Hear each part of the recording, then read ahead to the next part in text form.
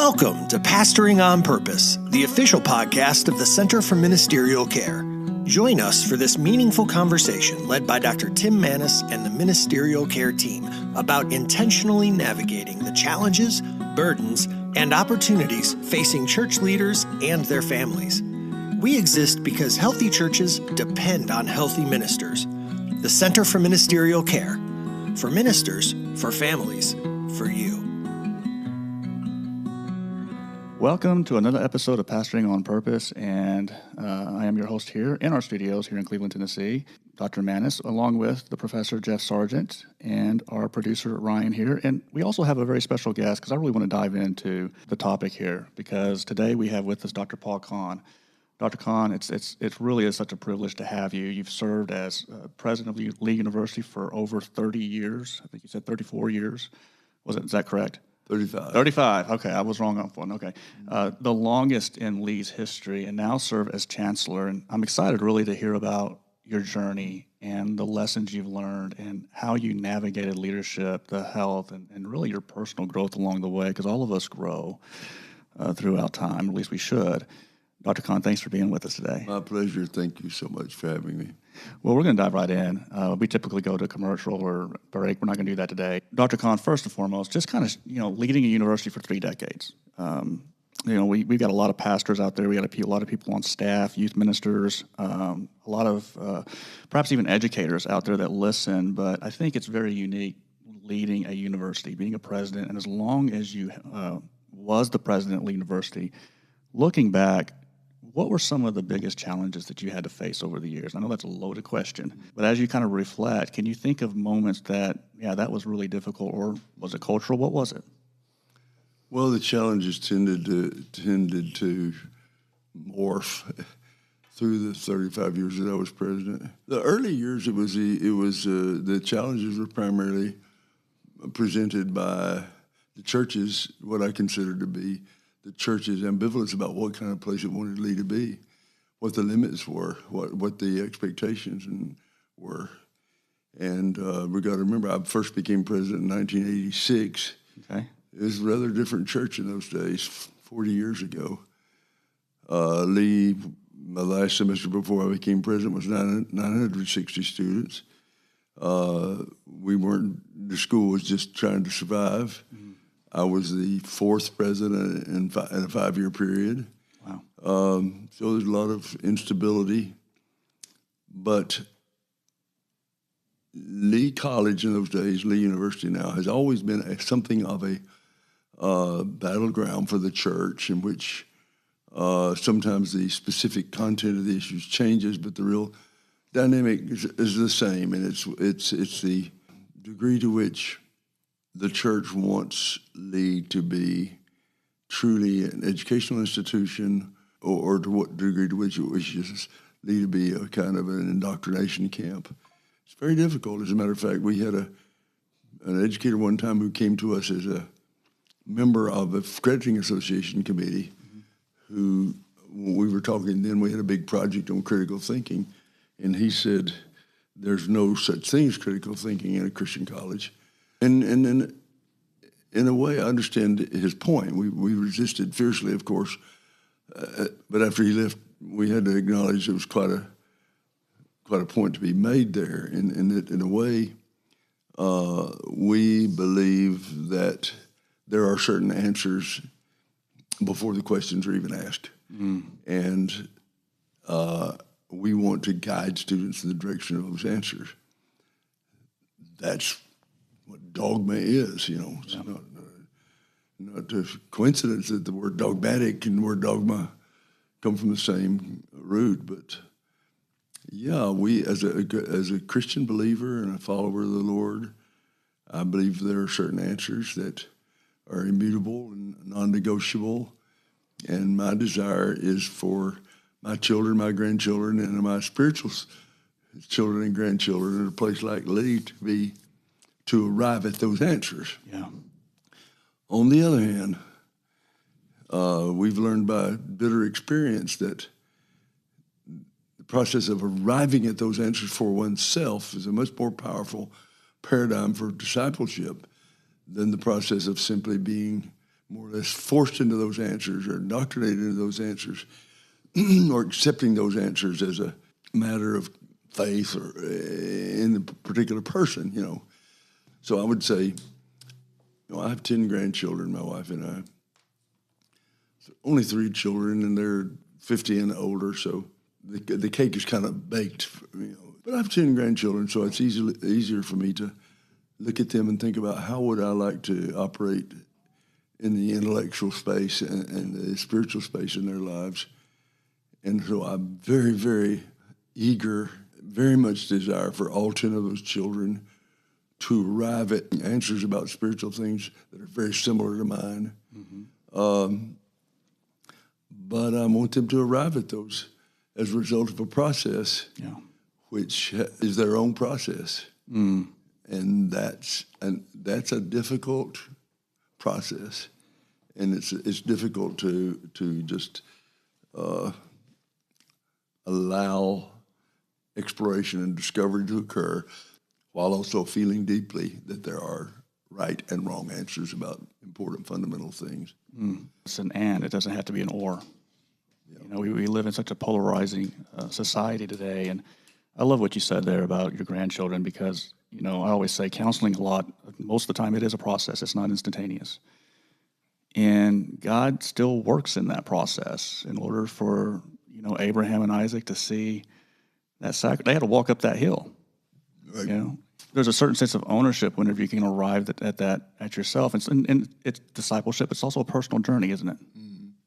Of course. And so when you talk about going back to your first question, what are the challenges through this period of time that I led Lee? In the early days, I'd say maybe the first 10 years, the primary challenge was to gain the trust of the church and the church leadership, that my goal was to help students to believe. And that's misunderstood a great deal, because I don't believe, you know, who was it first said? Maybe, was it Abraham Lincoln, Jeff, who said, the man convinced against his will is of the same opinion still. You're right, yes. Yeah. So I can beat my kids. I mean that figuratively, of course. Or, you know, I can beat my kids into affirming certain ideas, but I have nothing.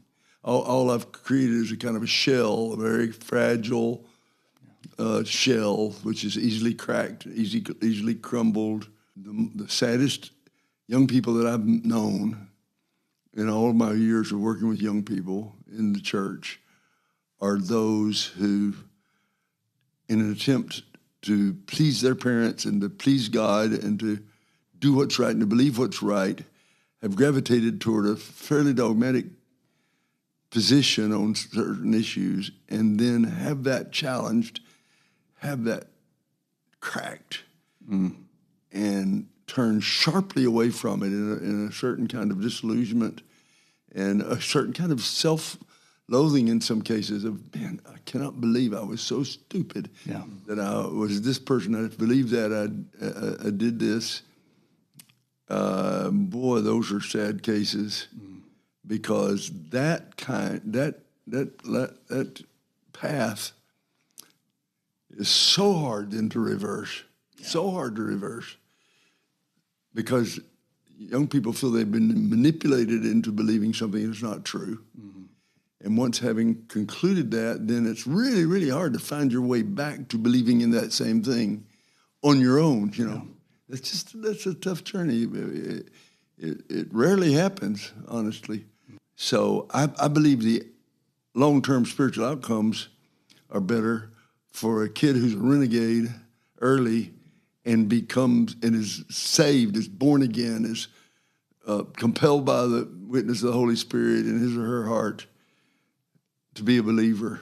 Yeah. And then the path in which one early accepts, affirms, genuflects in a certain sense before the doctrines of the church, and then realizes, no, I don't think that was true. I think I was manipulated into believing that was true. I was just foolish and naive, and now I know better.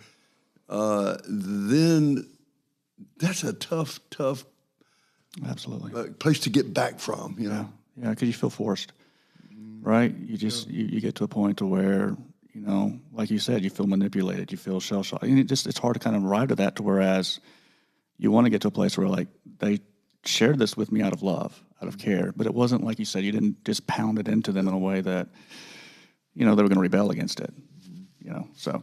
So you're saying at Lee, you didn't have this conveyor belt where you just put in these students and they came out on the other side, these perfect people. It didn't work that way, and it doesn't work that way. As a matter of fact, I looked for that conveyor belt because I assumed they had it in the past.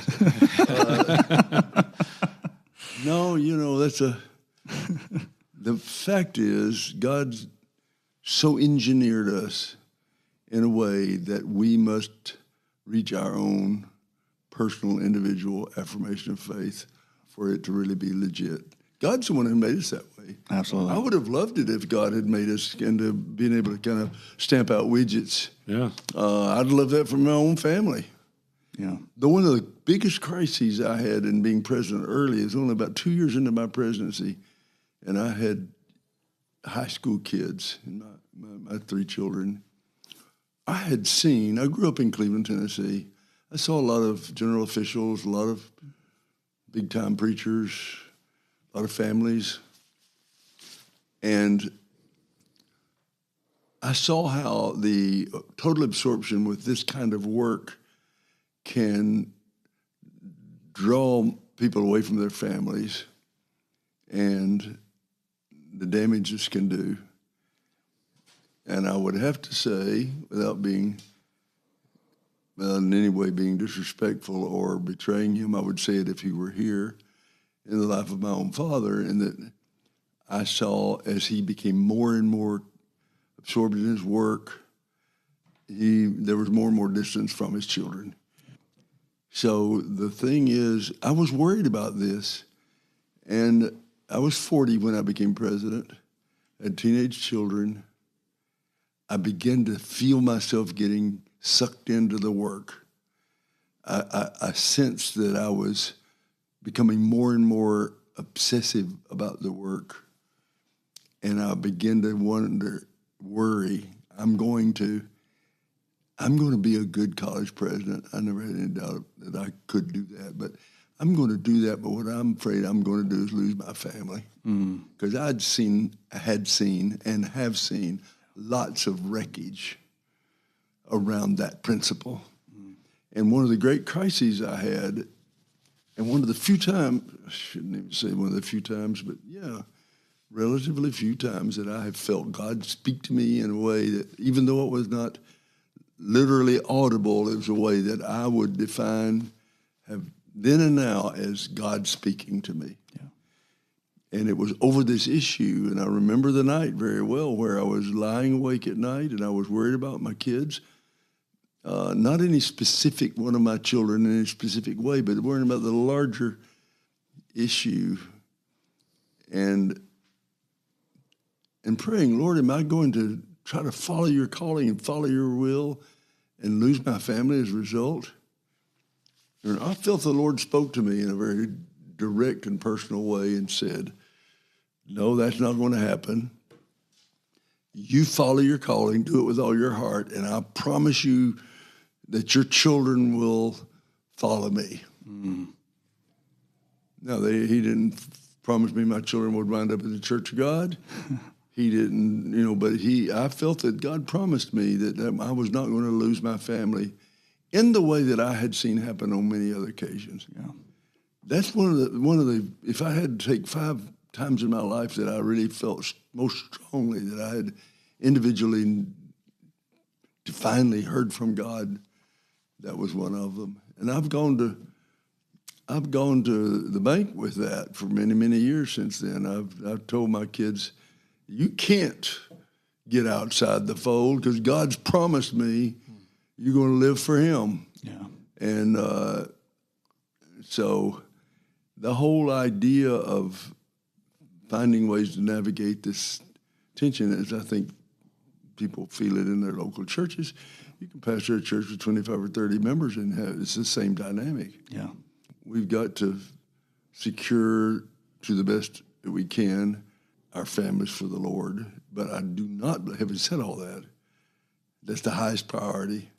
I don't think there would have been any point in the 35 years I was president of Lee that I would not have resigned that day if I had been faced with the likelihood that not to do so would result in my children being lost. But at the same time, it's hard to know how to yield that result. You just kind of have to give it to the Lord. Dr. Conn, I think I remember you were quoted as saying at one time that you made a commitment to your children and said, if it's important to you, then it's important to me. Is that misquote or is that accurate? That's not only an accurate quote, it's a treasured mantra within our family about all kinds of things. It's one of our mottos. If we were to take 3 or 4 cliches that we use in my family, that would be on the short list. If it's important to you, it's important to me. And we use it constantly. And Darlia, my wife Darlia, who is a musician and was on the Lee piano faculty for many years, loves classical music more than I do. Just recently, she dragged me out. I'm tired at the end of the day. I don't want to go and hear another string quartet. But it was important to her. And I've said this has been within the last month. Okay, babe, if it's important to you, it's important to me. She might say that same thing about sports. She doesn't care that much about sports, but if it's important to me, it's important to her.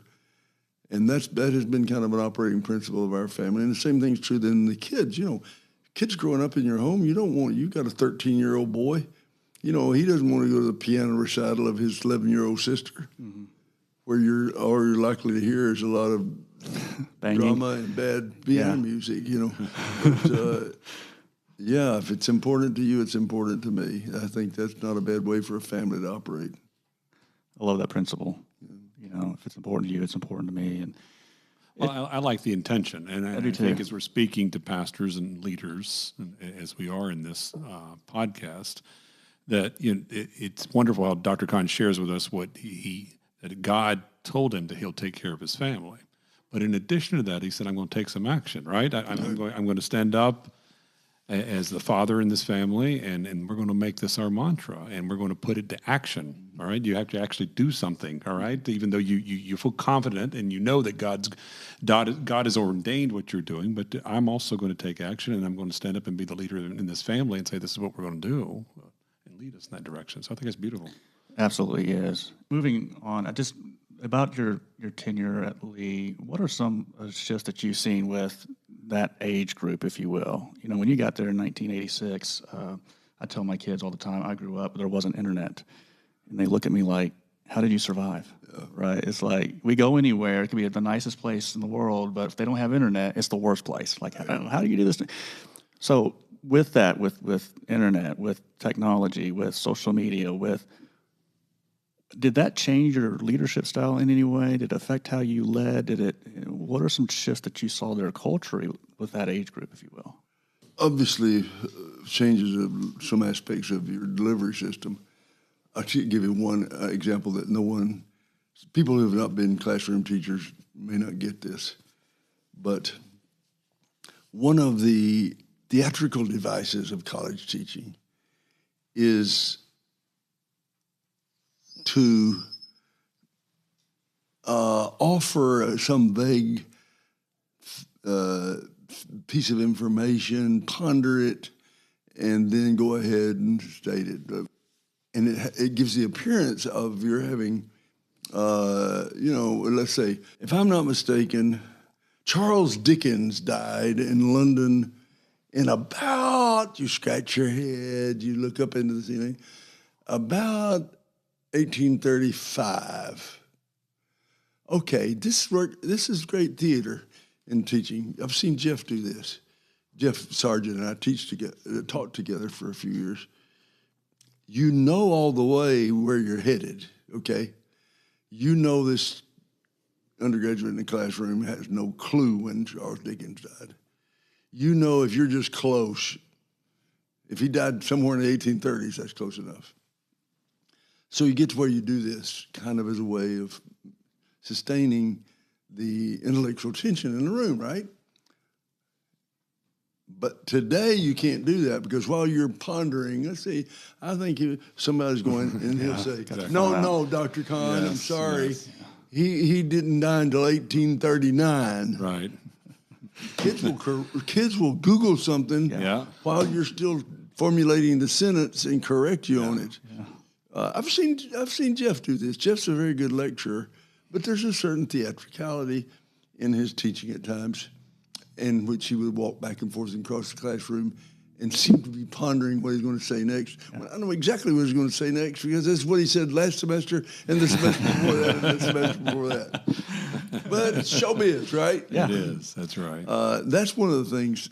Students have access to so much information so readily, including in the classroom. Now, here's the other thing. You don't know if that kid is sitting out there. Supposedly you're lecturing, and they're typing madly on their iPad or whatever, and you think, man, they're getting all this down. And then you walk around in the back of the class, and you see, no, they're on shopping network, and they're doing Facebook, and they're doing emails. It's pretty humbling. Social media has really, really made all types of interaction and social discourse less rich and more difficult. Mm. And what is the trade-off? Well, we get easy access to information, and I can take this little cell phone right here, and it's like Encyclopedia Britannica, Yeah. But that has changed. I don't think students have really changed that much. We hear a lot about how different these kids are.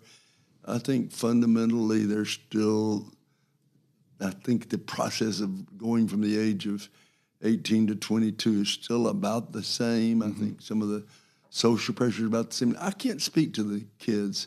I think the greater pressures are in the 12 to 18-year-old. The groupthink, the desire to be cool, all that. I think kids are kind of getting out of that a little bit by the time they get to college. I hope so.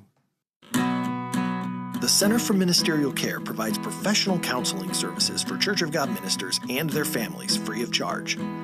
We're here to help with marital or financial stress, burnout, depression, loneliness, grief, or any challenge that you might be facing.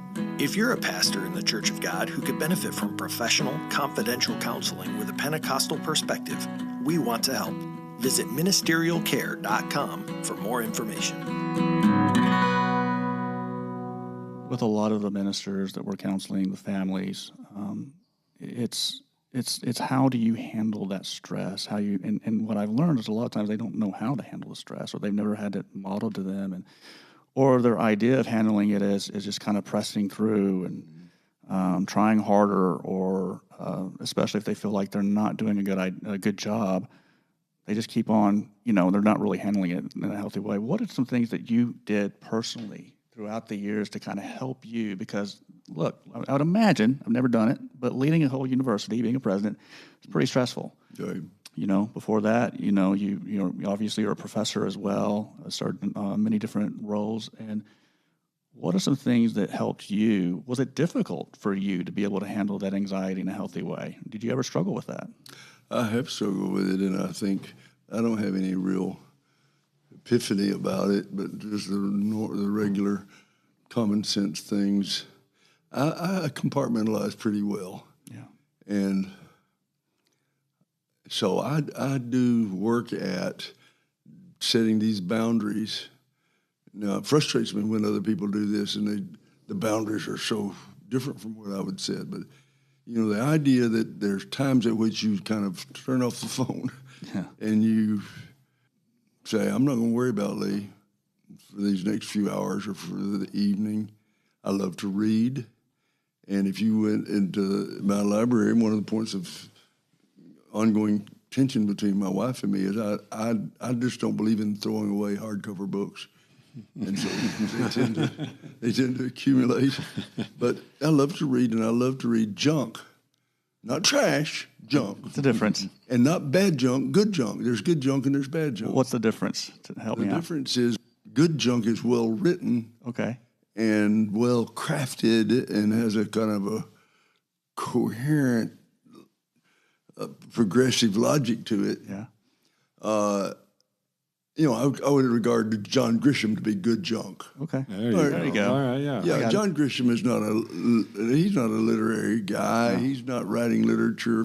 He's not writing books for the ages. He knows that. He's churning out entertainment. Yeah, he knows who he is. Yeah, but it's well done. Yeah. A good example of the tension between my wife and me, I have every book John Grisham ever wrote in hardcover. Oh, wow.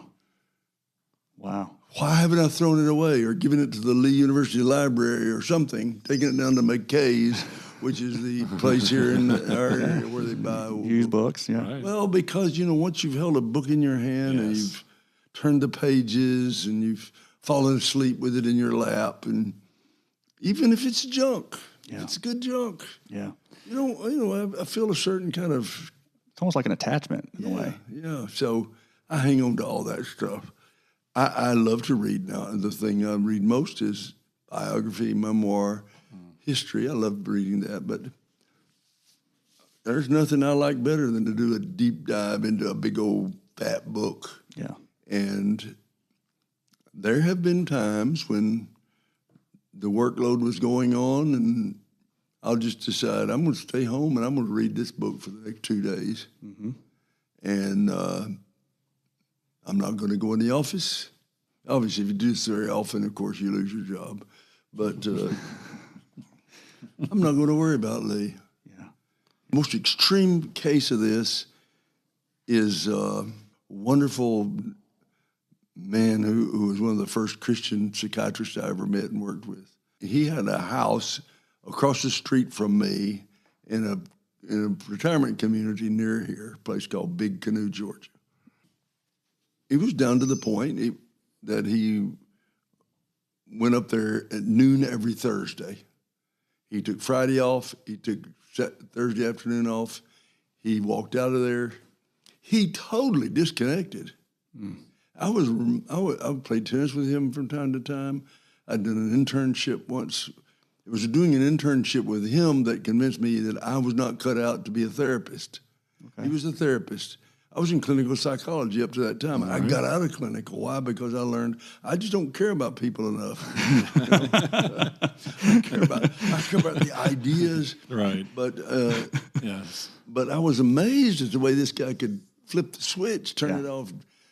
I don't mind telling you his name is Jim Mallory. He's no longer living, but he wrote a wonderful book called The Kink and I, which talks about psychiatry for a born-again believer. But I asked him, so he had this home 75 miles away from Atlanta where he worked and where his primary residence was.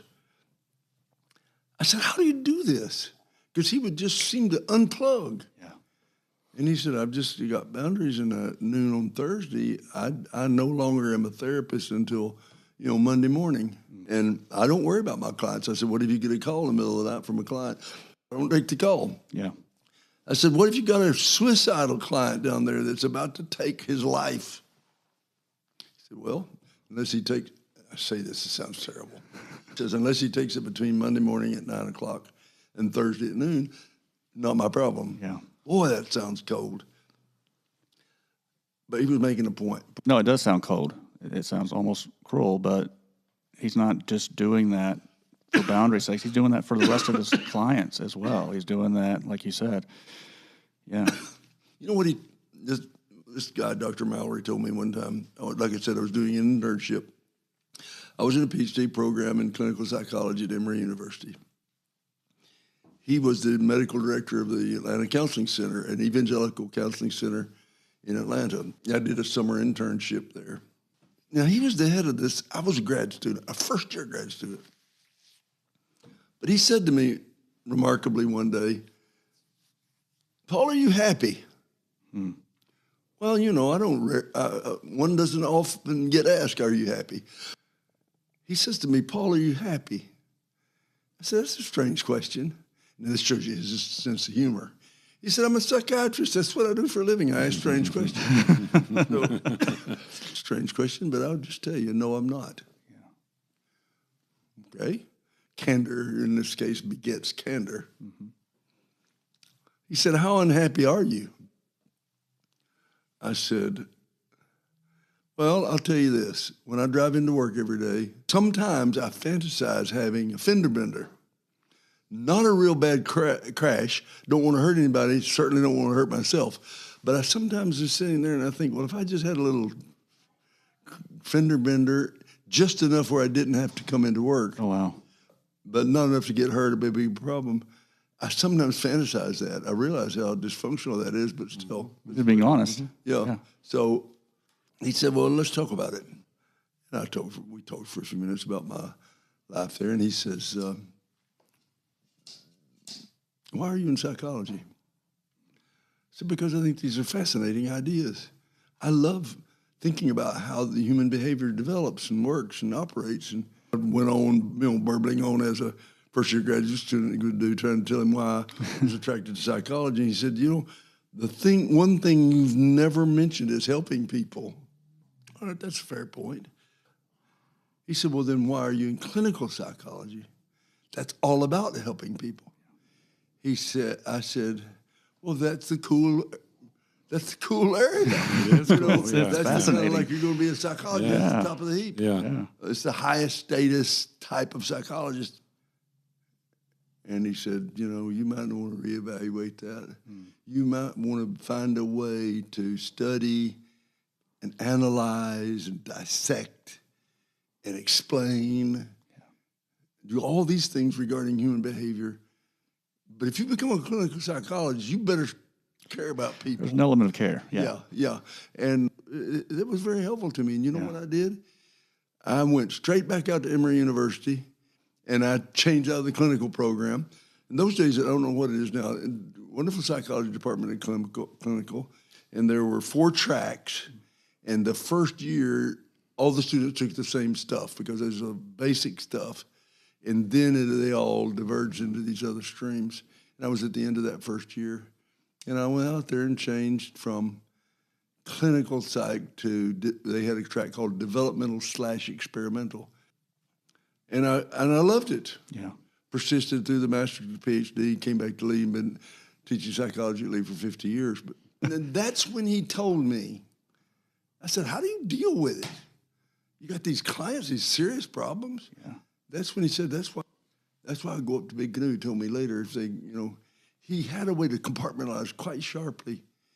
I don't know if I really believed him or not, but I think I did. Yeah. But here's what he said to me that day in the clinic. He said, Paul, it would be such a waste for you to become a clinical psychologist. I'm thinking, being narcissistic and self-absorbed, I'm thinking he means such a waste to you, a waste of your life. Yeah, I would probably take it that way. He wasn't talking that way at all. Yeah. He said, what we're going to do is spend 4 or 5 years training you to be a clinical psychologist, and within 10 years you're going to burn out and quit, and that's just a waste. We can't afford to invest, Emory University can't afford to invest all this money in you to make you a clinical psychologist when you will never survive as a clinical psychologist. So don't be wasteful. Get into something that's pretty good advice, isn't it? It is great, and it worked out. I'm glad that you took his advice. Sure did. I really am. I cannot imagine.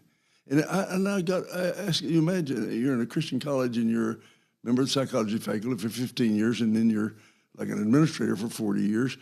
Obviously, people think you know how to counsel. Mm-hmm. Yeah, yes. So I'm constantly, not so much anymore, because I think the word may be out that I really don't care about people, but people want you to counsel with them. Yeah.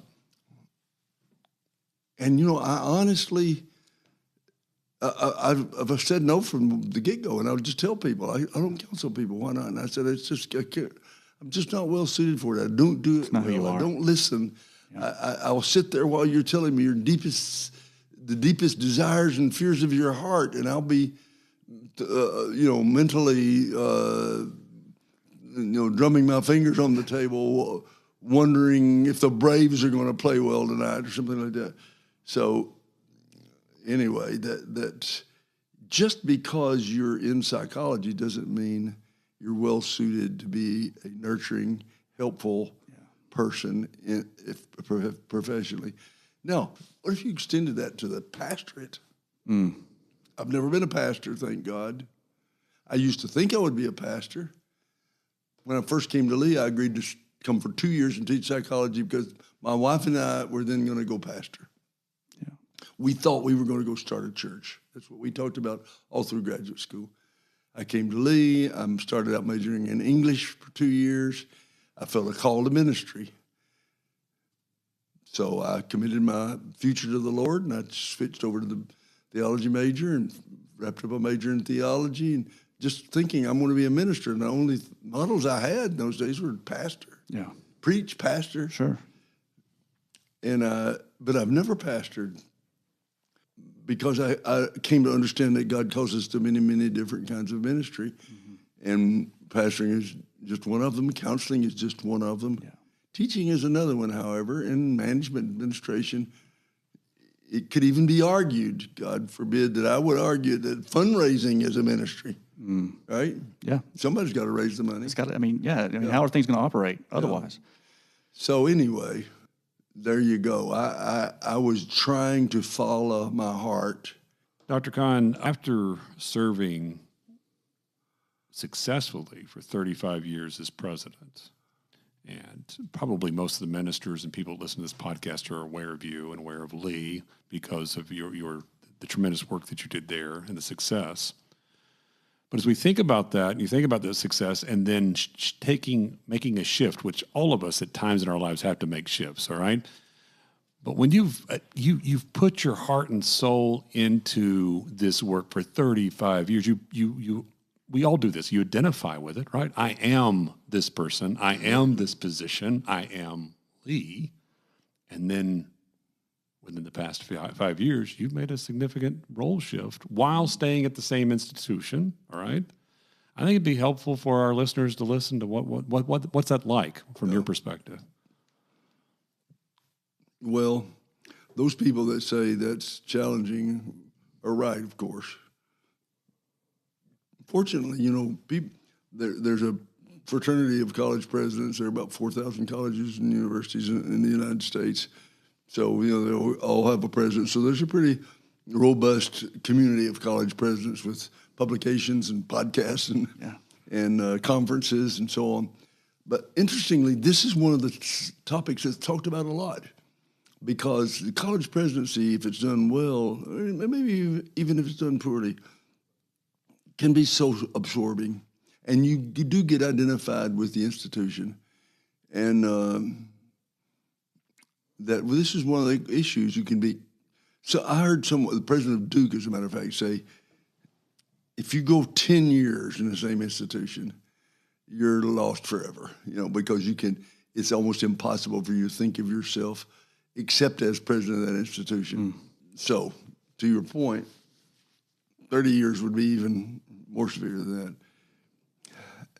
Yeah, this is a jolt. The one good thing is I waited late to do this. I didn't leave the presidency until I was 74 years old. Then I was out for 4 years, and then I went back for a year. That's the 35th year. There was a pretty significant sense of disengagement. I wanted to do things. The problem is, how do you do it without getting in the president's lane? I presume the listeners are football fans, Southern football fans. A good portion of them are, yeah. College Southern football fans. Those of you in Ohio, sorry. But, Good shot. Thank you. Nick Saban, the legendary head coach of the University of Alabama football team, when he finally resigned as head coach, having achieved everything that a college coach could achieve, being regarded by most people as the most successful college football coach ever. Then he almost immediately came back in 2 or 3 months and signed another deal to become a part of the University of Alabama athletic program in some advisory role, but still very much to be around, have an office. And he was asked by an interviewer, what more do you have to prove? Why would you do this? What more do you have to prove? And he said, I don't have anything more to prove, but I have lots more to give. I heard that. That's kind of how I felt when I left Lee. I don't feel like I have anything to prove, and I think my work speaks for itself. Absolutely. But I felt like I had all kinds of more things to give. And I've always, until recently, been in superb health. I've never had any of the typical big, problems, diseases. I've always had a strong constitution. I've always had a very high energy level and a lot of stamina physically. So at 74, I didn't feel used up at all. But I was just so tired of being president, honestly. There is a kind of a residual pressure that never goes away. Mm-hmm. And so I was ready to get out of it. Also, I have a wife who's she was a missionary's daughter, Darlia McLuhan. Her father was a man named M.G. McLuhan, who some people who are listening may know. He's a missionary in Africa. Darlia came from Western Canada. She's one of these kind of stoic women of the plains, these tough, no-nonsense kind of people. Then she grew up on the mission field in South Africa, came from there to Lee, where I met her. Was immediately taken with her. She was the most exotic flower in the garden. So, people talk about these sweet Southern girls. Mm-hmm. Yeah, well, I'd been hanging around these sweet Southern girls all my life. Then I get one of these sturdy, smart, brave, Saskatchewan, that's where she's from. Right. Man, I fell in love with her so quickly and so fully. And she totally committed to this work with me. And it just about wore her out. And the main reason I quit was that she just said, I promised a couple of times and then talked her out of it. So I didn't quite know what to do with myself, but I knew I didn't want to leave Lee. I have had the good fortune of knowing almost all of my adult life what my calling is. I came to Lee at the age of 25. I've never had a job anywhere else. No serious work outside of Lee. Always felt called to it. Always knew I would be disobedient to the Lord to leave Lee and go do anything else. And that's a great blessing. It's given tremendous focus to my life. That's just the way I still feel. Now, I'm 80 years old, and I have had, for the first time in my life in the last year, I've had some health problems. But I still know what the imperative in my life is. It's to stay at Lee and add value to the Lee University experience. Mm-hmm. Even in these last years. I was in a meeting of our college cabinet this morning, our university cabinet, and the president is Phil Cook. Phil Cook came as a freshman while I was already president. He's a young guy. But I'm totally committed to his presidency because I believe he's the right guy. I believe God has his hand on Phil to lead us in the next period. So what I want to do is add value. And I don't have anything more to prove, I don't think, but I think I have a lot more to give. It seems to me that the most satisfying possible life is to have the good fortune of pouring yourself into a single place or entity or challenge or calling. So not to be president really didn't bum me out too much. To be honest with you, I was tired. I know the stresses. And it's kind of like being chancellor. What is a chancellor? Nobody knows. It's somebody who chancels. Exactly. Yeah. You need chanceling? Yeah, yes. Sure. Come see me, I'll chancel you. There are not very many, but chancellor, quite seriously, chancellor is a label that actually comes originally from the church, but in higher education, it means a lot of different things. So a chancellor is a nice honorific title to say, this guy is not the CEO. He's not the leader. He's not the decision maker, but here's my definition, he's privy to all the information. Mm-hmm. So this allows me to kind of sit behind the president and be informed when called upon to give my opinion. and I don't really give my opinion very often unless I'm called upon. And sometimes I've given it and been totally ignored, which is absolutely appropriate. Sometimes I've given my opinion and somebody's listened to it. So it's been a soft landing, in other words. Yeah. It's not like just walking away. I don't see how people do this. We've had a lot of colleagues at Lee that do this. Right. Boom. They're done. They retire and they walk away and I don't get it at all. I haven't had that experience. So how long will I keep doing this? As long as I can add value. If you would like to help support the Center for Ministerial Care continue its mission of serving those who so faithfully serve all of us, we encourage you to like us on Facebook, subscribe to this podcast, and share it with others. You can also visit our website at ministerialcare.com and click the donate button to make a contribution that directly benefits our services.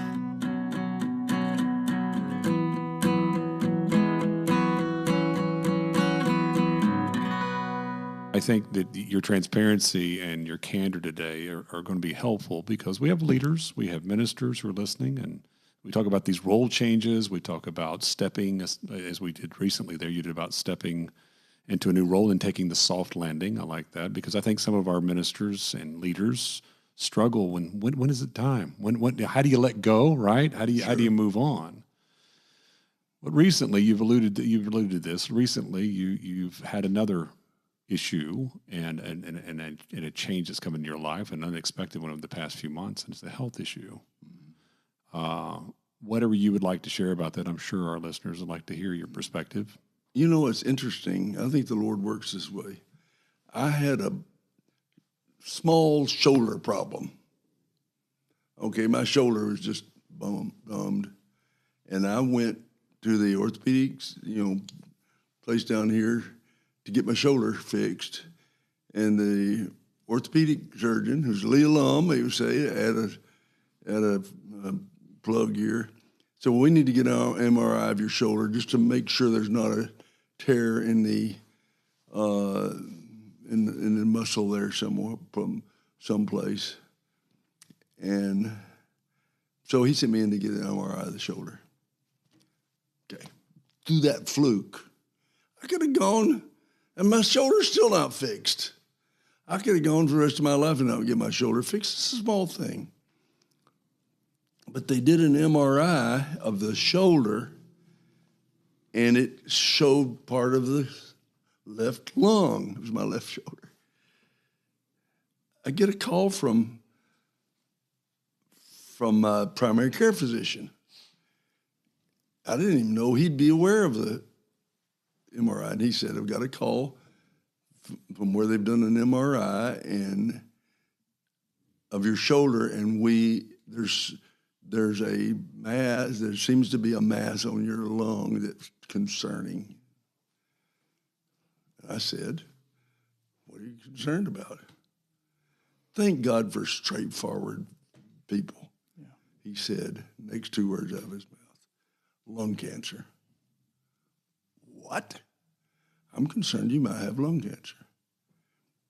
So then I go in and they do a full, what they call interventional pulmonology. I didn't even know such thing existed.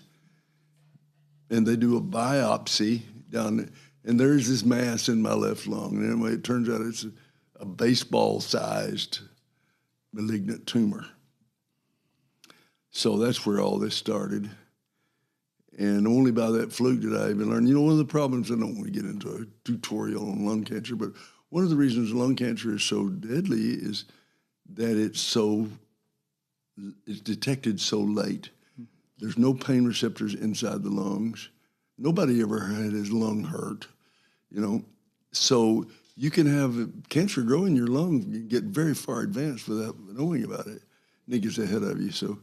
So fortunately, we got that, and they went in there, they removed the tumor, but it had spread, and it's now, now we're dealing with the other cancer. The tumor's gone. They put me on 3 months of chemo, then did the surgery, then 3 more months of chemo, problem's still not solved. And so I won't go into the prognosis from here, but that's what I've been dealing with. And I work. I told Dr. Cook and the board, I'm going to get up every morning, put on my lipstick, please all therapists. It's just an expression. Just a figure of speech, I'm just everyone. having a little fun here. No lipstick being put on here. Okay. I'm going to get up every work, put on my coat and tie, and go to work. And I'm going to work as long as I feel good, and then I'll go home. And I'll do that every day until I can't do it anymore. And that's what I've done. And that means most days, like today, I go in early and stay late. And but there's some days I'm not able to do that. You know, I love working. Do you remember Chariots of Fire? Oh, yes. And this great line in Chariots of Fire where Eric Liddell, the Scottish runner who's called to be a missionary to China, gets an opportunity to run in the 1928 Paris Olympics. And he decides to not go to China and wait and run in the Olympics. And it's a great scene for this movie. His sister confronts him like he's selling out, right? And she says, but Eric, God made you for China. And he says, I know God did make me for China. He also made me fast. And when I run, I feel his pleasure. Wow. I'll tell you what, when I work, I feel God's pleasure. And I'm going to work as hard as I can, as long as I feel his pleasure.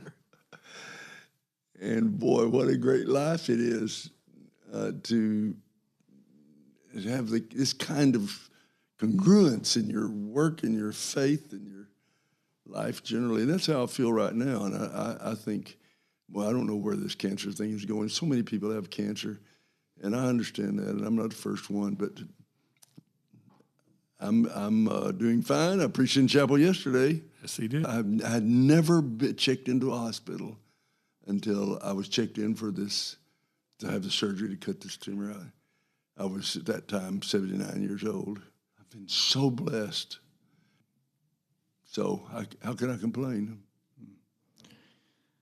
Dr. Conn, thank you so much. To see you here, to hear your story, I've always had a great deal of admiration and respect for you. Some way, somehow, it's only gotten bigger. Seeing you here today, what is it that you want our listeners, the Church of God, people who have been at Lee, alumni, staff, you name it, at the end of the day, when they think about Dr. Conn, what do you hope they remember the most? Believe in Lee.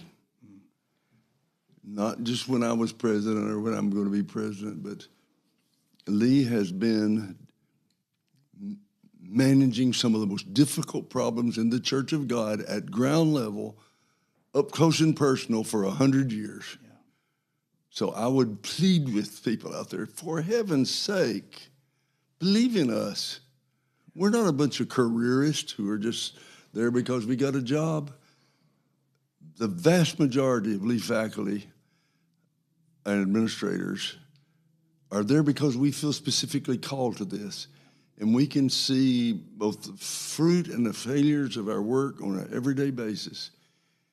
And our goal is to help bring your sons and daughters closer to the Lord as they prepare themselves for careers in the workplace. So I would say to them, whoever's leading it, and long after I'm gone, if the Lord doesn't come soon, believe in Lee, support Lee, give Lee the benefit of the doubt. That's the greatest gift you can give us. Dr. Conn, thank you so much. As we finish this episode, what a joy and honor it is to be here with you. This ends our 101 episode. There we go. Absolutely. And so I couldn't think of a better person to have on than Dr. Conn. And I'm a byproduct of Lee. I went to Lee. I wasn't Church of God. I didn't know anything about Church of God. I didn't even know Lee was a Church of God school. When I went, now I met a Church of God third generation girl, and one of us had to get converted. And so thank goodness it was me. And I have not looked back ever since. And so Well, thank you for listening to this episode. It's such an honor to have you be a part of what we do. Pastor, youth pastor, staff, whoever you are, wherever you are, please share our podcast, give it a like, and we look forward to seeing you next time. Anyways, until then, for myself, for the great professor, Dr. Sargent, for our producer, Ryan, and the wonderful, legendary Dr. Paul Conn, this has been Pastoring on Purpose. We'll see you next time. Until then, God bless.